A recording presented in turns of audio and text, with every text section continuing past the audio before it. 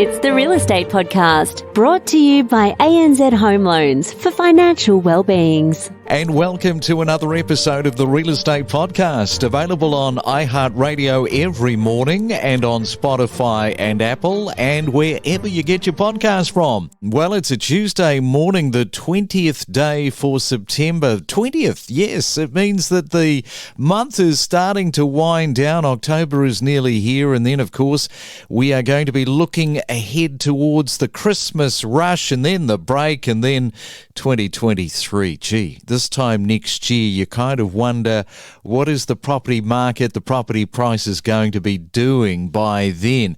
And will you need your sibling to buy a property with? Well, coming up this morning, we are going to be talking to Victor about that very subject. Is it a good idea? What precautions and steps with a contract do you need to have in place? It's all well and good if you get on really great with your sibling, but you might not. Perhaps your sibling from time to time has a bit of a blow up with you. Do you want to trust them with a property transaction? If your sibling loses their job, what then? What happens? Well, you're liable for the mortgage, that's what, which can affect, of course, your credit rating if things go bad. So there is a lot to weigh up. There is a lot to consider. So Victor is going to be here very shortly. He is going to break all of that down for us this morning. It's your weekday real estate breakfast with news, interviews and predictions every morning on the Real Estate Podcast. Hey, if you're celebrating your birthday for the 20th day for September, have yourself a great Tuesday.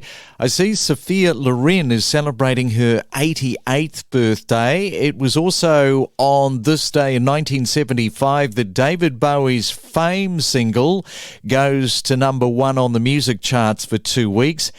And you might remember this one. Billie Jean King wins the Battle of the Sexes. Yes, it happened in 1973, the mixed gender tennis match between top tennis player Bobby Riggs and Billie Jean King was held after Bobby Riggs made the claim that even at the age of 55, he could beat any female tennis player on the planet. So then up steps Billie Jean King, who not only humiliates and beats Rigg, but also takes home $100,000 in prize money. And the match was and still is one of the most viewed tennis matches on television. They estimated around 100 million people around the world watched that back in 1973. It's your Real Estate Podcast for breakfast. It's the Main Centre Forecast with PRD, selling smarter every day. All right, let's have a look at your weather around Australia. First, we go to Sydney. Good morning to you. Expecting a mainly fine, sunny day, a high of 21 degrees. A little bit cloudy today for Melbourne, but it should be mainly dry. Your temperature is pretty good with 19. Brisbane, ditto day on yesterday. Blue skies and sunshine with 27. And in Perth today, expecting cloudy skies but dry conditions and your top of 21 degrees. We talk with leading property commentators with analysis, predictions, forecasts and what's trending every morning from 6:30. Well, as we know, real estate is incredibly expensive, very hard, of course, if you're a first home buyer. Experts are saying that buying with a sibling is, of course, an increasingly popular pathway to home ownership. And I thought, well, let's discuss this morning because it affects so many people. And joining us this morning is Brisbane-based finance consultant Victor Kalinowski from Blackk Home Loans. And a very good morning to you, Victor. Welcome to the Real Estate Breakfast. Thank you for having me. So this is something that is really gaining a lot of traction, a lot of people deciding to go in with siblings. How popular have you seen this from your own experience? So we've seen it increasing popularity. Like if you look 5 or 6 years ago, we didn't get many inquiries about it. But as property prices have increased since then, it's definitely becoming more of an option, and we get a lot more people who are calling up about it and going, oh, look, what if I can't do this by myself, but what if I buy it with a brother or sister or something like that?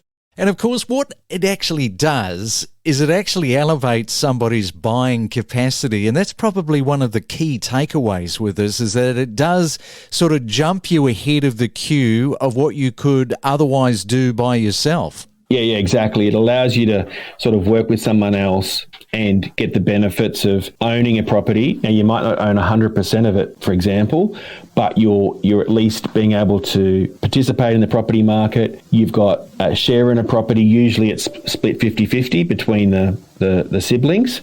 And so as prices increase, you're building up equity, and also you've got a much smaller loan as well.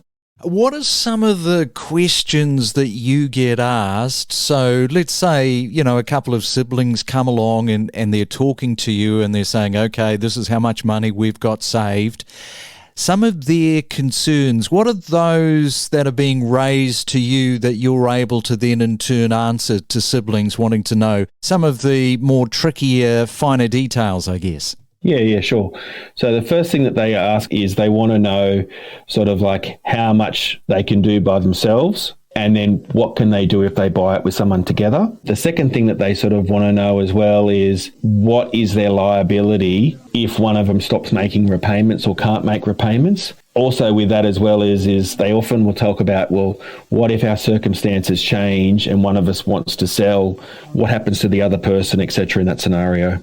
So what happens in that situation where somebody loses their job? I mean, how do you talk through that with somebody's concerns?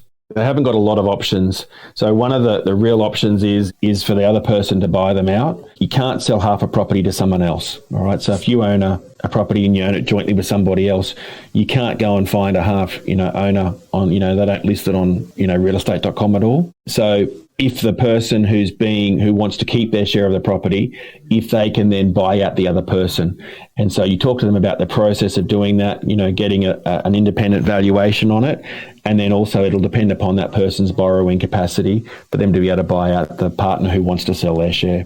And Victor, what about the property and how that is going to be occupied before the siblings? Is that something that you advise them on? Is that something all sort of part of a contract? Yeah, it's just part of the agreement between them. Mostly it will be that they are both owner-occupying the property. So most of these people who are buying are coming to us because they want to buy a house and they're going to live in it with their brother or sister.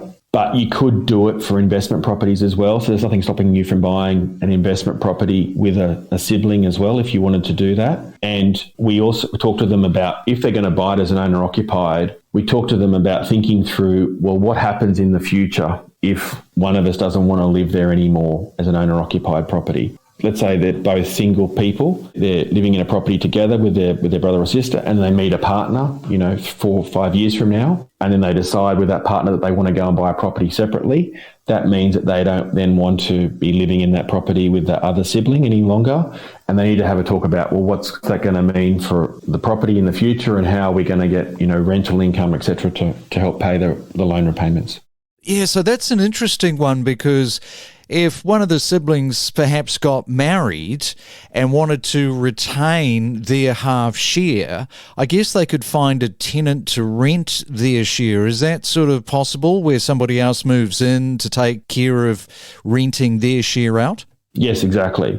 And that works better if you've got a property where you might buy something where there's 2 separate living areas. So you might buy something where there are upstairs and a downstairs, where you can completely rent out one section of that to a third party. But it can also happen where someone has there's a single living area of a house where it might be, say 3 bedrooms, and they might choose to rent out their bedroom to somebody else instead of them when they've moved out.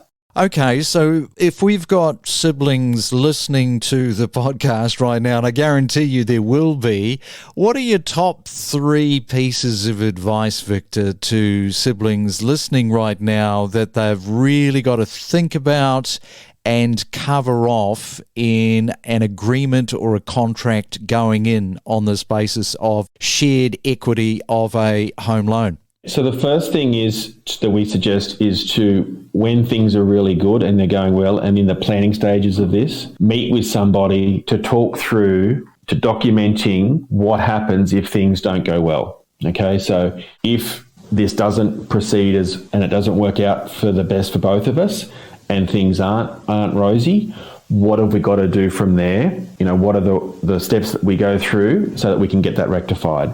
That's number one. Number two is to look at the financial implications of it as well and understand what your responsibilities are going to be with the loan. You understand how the loan works, how it operates, who's responsible for which portion of the loan and how that's going to work. And then the last thing to sort of think about, I would suggest setting up a fair accounting system or having an account each where you put money into so that you can track exactly who's put what money into the property. If you can keep on top of that so that if anything happens in the future and you need to, be able to reconcile what's happened, you know exactly, who's put in this share, who's contributed, what, etc. Most people will do that by putting in 50-50 all the time. So if someone contributes, say, $500, the other person will do that at the same time as well. Well, that's great. Thank you, Victor, sharing a little bit of light onto that for the siblings around Australia thinking about going into property ownership together. And thank you for coming on to the Real Estate Breakfast podcast this morning. No problems. You're welcome. Thank you very much for having us. We connect you to the best real estate information across Australia. The Real Estate Podcast.